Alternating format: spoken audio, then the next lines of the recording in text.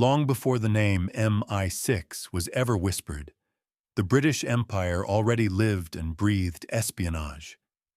The 19th century was an age of conquest, and information was power. From the snow-capped peaks of the Hindu Kush to the deserts of Persia, Britain and Russia waged a shadow war for control of Central Asia, a struggle history would remember as the Great Game. In this chessboard of empires, the spies of the Raj were both explorers and deceivers.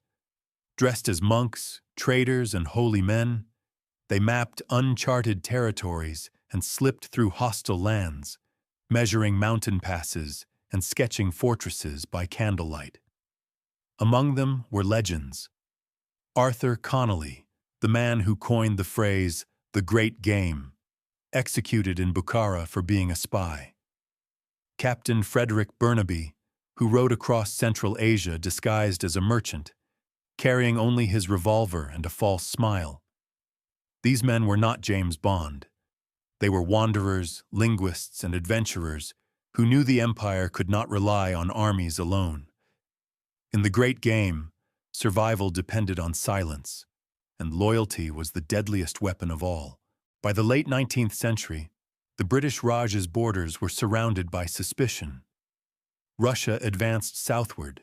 Tribal revolts flared in Afghanistan. The empire needed eyes everywhere. To guard its territories, the British built a vast intelligence network, part military, part myth.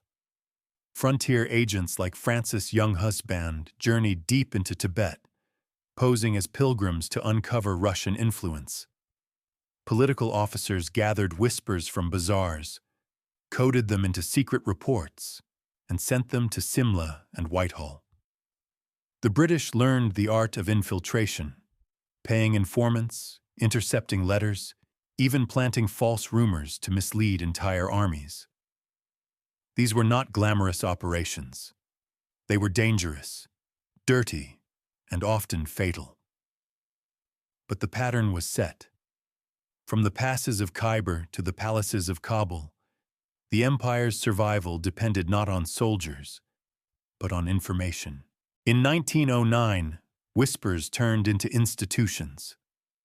Europe stood on the edge of war, and rumors of German espionage flooded London.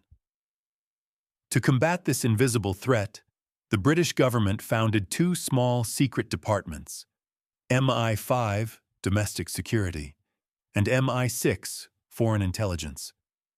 They began humbly, a few desks, a few men, and a single telephone line. But from those rooms would emerge the world's most enduring spy network. Their first task, uncover German agents within Britain and across Europe.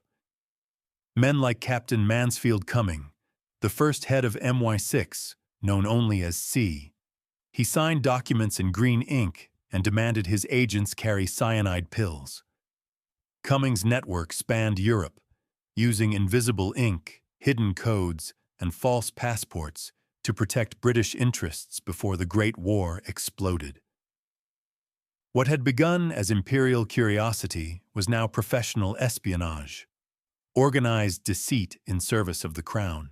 When the First World War erupted, intelligence became the empire's invisible army. MI6 sent its agents into enemy capitals, infiltrating German networks from Brussels to Istanbul. In Cairo, British officers in sand-colored uniforms ran entire spy rings across the Middle East, feeding crucial data to commanders like General Allenby. In France, a network known as the La Dame Blanche, the White Lady, secretly reported German troop movements to the Allies. Many were women, many were captured and executed. Back in Britain, MI5 hunted traitors and intercepted letters using early cryptography. For the first time, codes became weapons, and the men who cracked them became heroes in silence. By 1918, the empire had learned that wars are not only won on battlefields, but in the shadows where truth and lies become one. The 1930s were a decade of denial, a calm before the storm that spies could already feel brewing beneath the surface of Europe. While politicians debated peace, MI6 was busy preparing for the inevitable. Across Berlin, Rome, and Madrid, British agents gathered fragments of a dark truth. A war was coming, one unlike any before. These spies worked under the cover of journalists, businessmen, and diplomats. They photographed secret airfields, decoded intercepted telegrams, and tracked Hitler's growing network of sympathizers across the continent.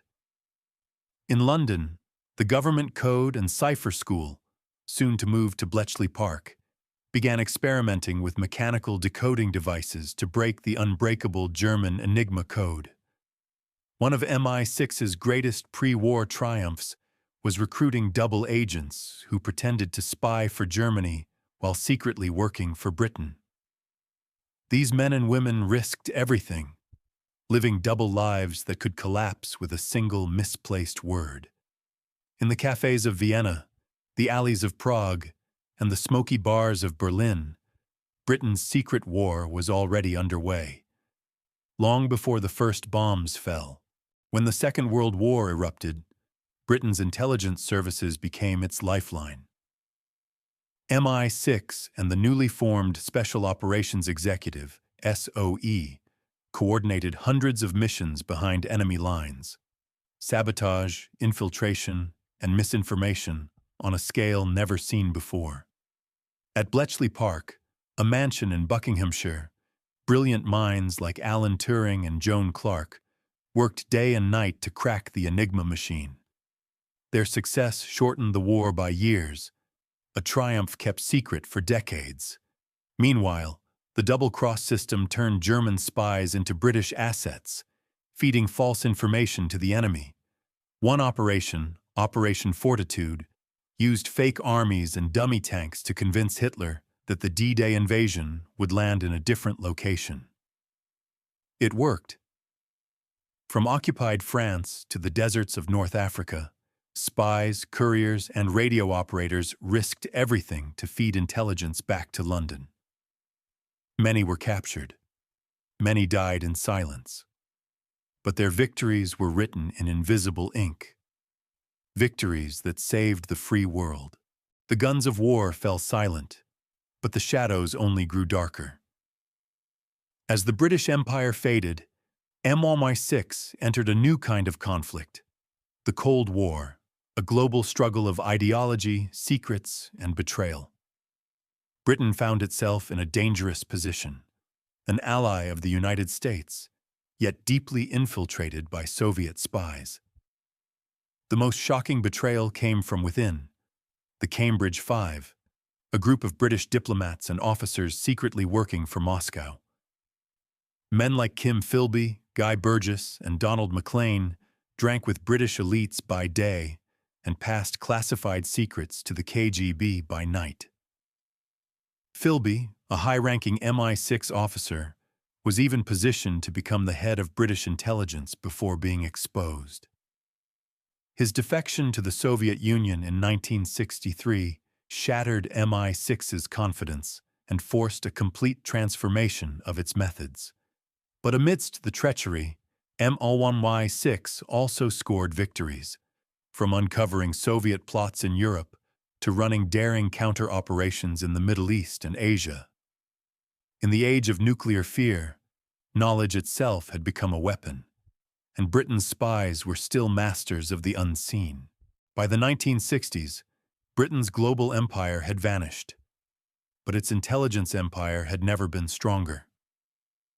MI6 and MI5, once small offices in London, had evolved into modern powerhouses of surveillance, cyber intelligence, and counter-espionage.